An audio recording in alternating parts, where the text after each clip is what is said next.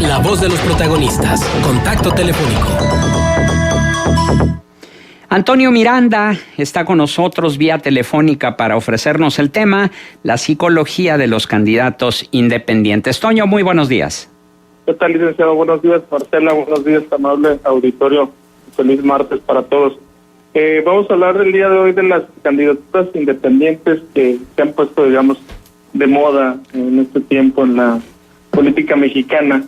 Y hablaríamos de desde dónde viene el concepto de independencia, de la psicología. El ser independiente implica un reconocimiento de un sistema donde hay una dependencia de la cual se elabora positivamente, se toma lo bueno, se considera lo malo de ese sistema y se vuelve una persona independiente con propuestas y con situaciones que lo van a llevar a diferenciarse de ese sistema y muchas de las veces a modificarlo y en la mejor de las intenciones mejorarlo. ¿Qué pasa en una cultura política como la mexicana, donde lo que se privilegia es el poder, lo que se privilegia son las estructuras viejas y las estructuras que han servido de alguna forma para gobernar a un país en determinado momento?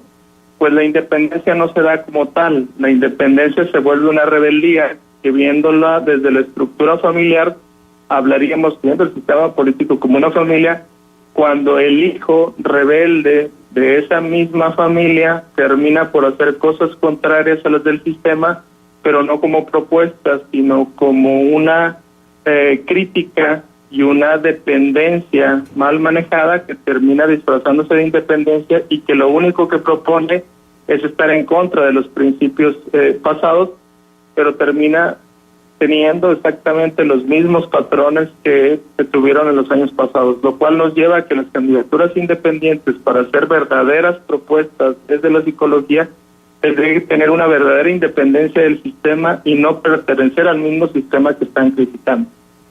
Sí, totalmente de acuerdo, Toño. Y sobre todo si hacemos un análisis de los principales contendientes por candidaturas independientes, pues nos vamos a dar cuenta que es una minoría quienes realmente podrían calificarse como tales. La mayoría de ellos están identificados con algún partido político en el que militaron incluso a lo largo de muchísimos años. Es el caso del Bronco, el caso de Margarita Zavala y el caso de algunos otros que han militado no solo en uno ni en dos, sino hasta en 3 o 4 partidos políticos y ahora abanderan la candidatura independiente cuando en realidad no lo son.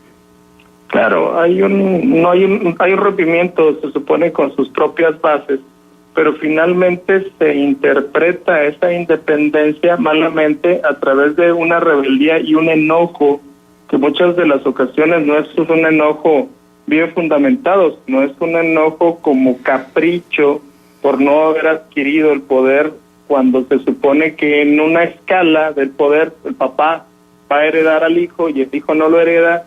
El hijo termina siendo el rebelde, pero no rebelde en función de la mejor convivencia familiar, sino en función del poder que a él le toca. Entonces terminamos sin resolver estructuralmente desde la psicología un complejo de Edipo, donde se supone que el hijo mayor va a superar al padre para que el sistema se fortalezca y se cree una verdadera independencia. Y aquí lo único que se crea es un poder, una lucha por el poder, donde la corrupción, las viejas prácticas y el privilegio del abuso del poder es el que surge cuando se supone que la solución era fortalecer el sistema y ser independientes. Terminamos repitiendo los mismos vicios, seguimos igual de dependientes con un disfraz de independientes que va a llevar al país a los mismos vicios que han tenido o que hemos tenido los últimos 100 años.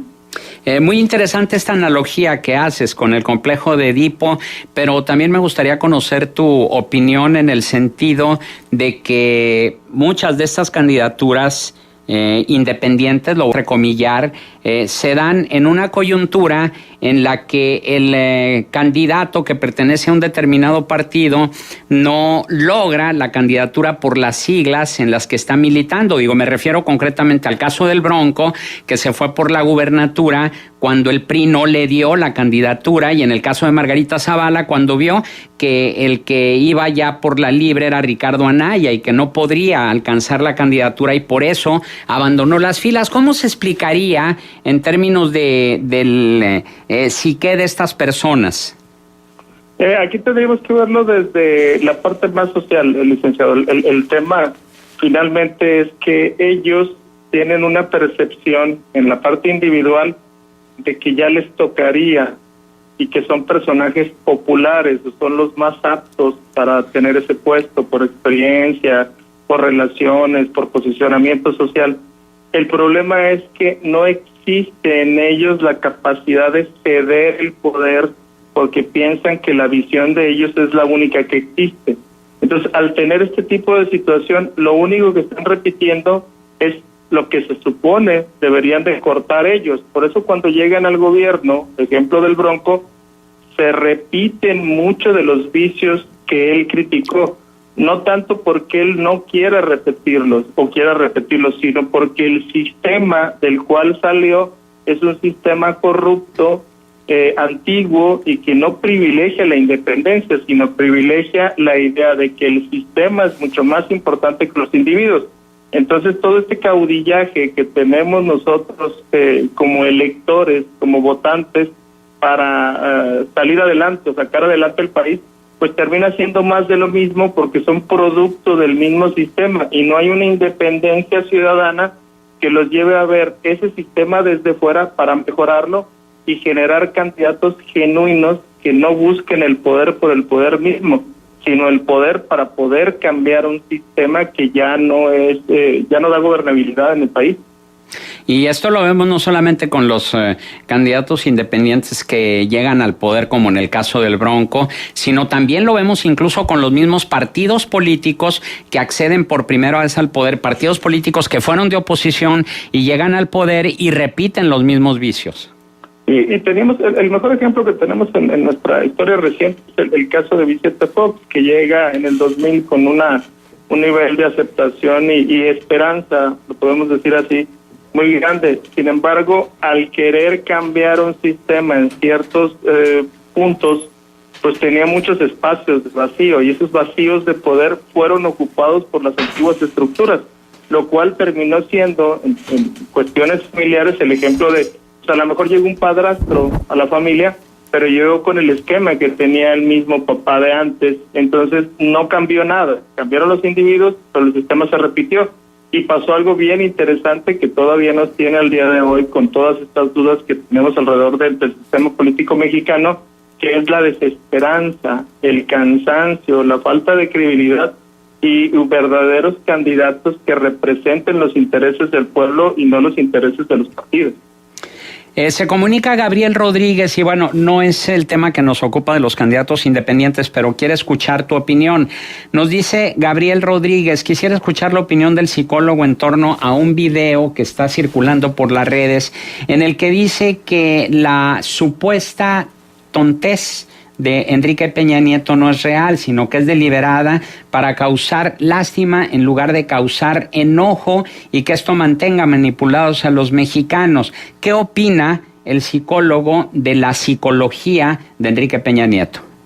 Bueno, hay una teoría muy en boga últimamente de que se habla de que Enrique Peña Nieto es parte obviamente del sistema y que su esquema está basado en eso. Yo no sé si sea un tanto cierto, pero si está bien elaborada, pues tendría que tener resultados totalmente diferentes. Si fuera bien hecha, pues no tendría el presidente un nivel de aprobación tan bajo como el que tiene. Pero sí le apostaría yo a que en México hay un sentimiento que genera mucho en la población, mucha popularidad, la lástima. Cuando uno genera lástima, en México genera mucha aprobación y genera mucho acercamiento. Entonces, como cuestión política, pues sería una muy buena estrategia. Sin embargo, uno ve los resultados y dice, bueno, pues a lo mejor la estrategia estaría bien en términos de marketing, pero estaría muy mal aplicada con los resultados, porque los resultados deberían de dar al menos un 50% de aprobación del presidente, que no la tiene en el momento. Ajá. Sería un proceso psicosocial entonces de identificación con el débil o con el vencido. Con el pobre, con el incapaz, y eso me permite a mí, como tenemos un problema de poder, sentirme poderoso y sentirme bueno. Es mejor en México, lo hemos comentado en algún otro momento, ayudar al que está en una situación crítica, a ayudar al exitoso. Por eso como país no crecemos. Ajá. Oye, Toño, y es esta identificación, como tú le llamas, hacia eso, hacia la debilidad, hacia los pobres, hacia los que sufren, y por eso es que se ha estereotipado tanto estos modelos de nosotros los buenos porque sufrimos y ustedes los malos porque no sufren. Sí, exacto. Es todas las asociaciones, lo podemos pensar inmediatamente. Nosotros hacer una asociación libre con lo primero que se nos venga a la mente, y la gran mayoría de los mexicanos, yo diría 2 de cada 3 diríamos, es que el pobre es bueno, el lastimado es bueno, y el poderoso, el exitoso es malo, o es transero, o es porque en realidad algo hizo, ¿no? Entonces sí criticamos mucho esa parte exitosa en el sentido más amplio de la palabra, y nos coludimos más con la gente lastimada, porque así nos hemos sentido. Y ese mismo sentimiento hace que no aspiremos nosotros como ciudadanos al poder, lo que termina depositando toda esa capacidad en candidatos que se aprovechan precisamente de esa situación como sistema para poder decir, aquí está su salvador, aquí está su redentor. Y si nos vamos a la teoría o a la ideología judio-cristiana que carga mucho al mexicano, pues estamos esperando un salvador o una salvadora que nos saque de nuestros problemas, cuando nosotros mismos somos los que debemos de tomar conciencia de cuáles son nuestros problemas.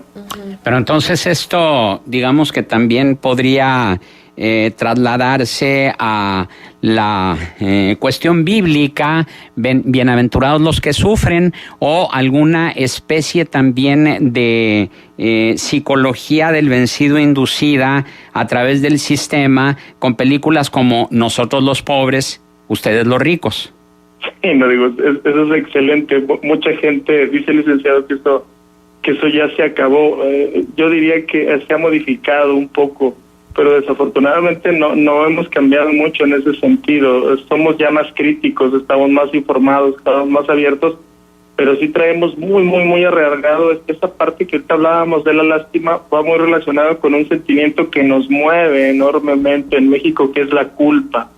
Entonces, sentirnos culpables por lo que nos pasa y no sentirnos responsables, creo que es lo que debe de cambiar. Y tener tiempos, pues no sé, electorales propicios, o hacer algo nosotros como sociedad para que se generen otro tipo de eventos.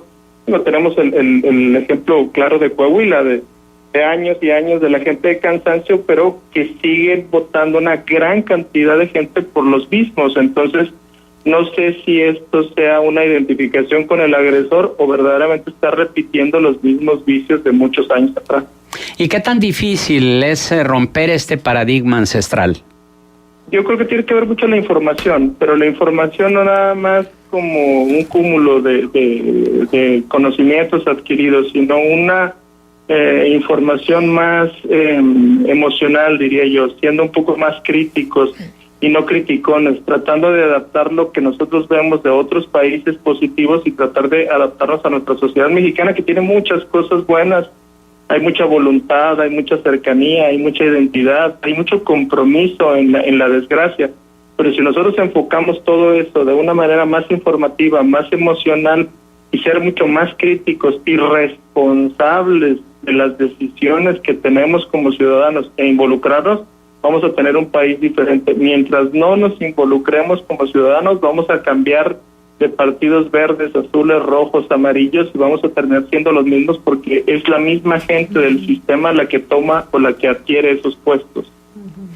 Muy bien, Antonio Miranda, ¿algún punto de contacto? Sí, claro, licenciado. Estamos en Twitter como @neuromiranda. Muchas gracias, Antonio Miranda, en el contexto psicológico.